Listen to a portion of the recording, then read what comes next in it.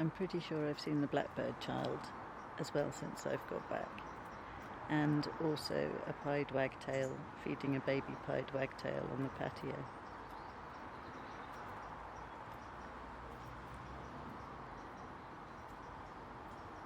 There was a little wren in the front lilac, and I think that little wren was a fledgling.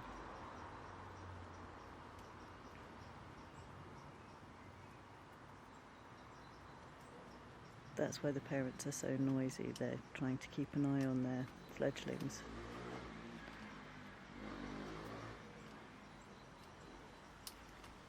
And just now, before Tani came, I thought I saw a young robin.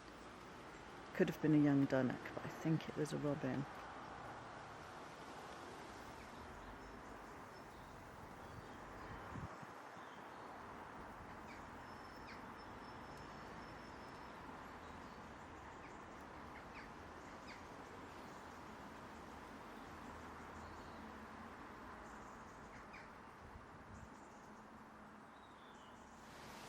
The starling nursery is still in effect.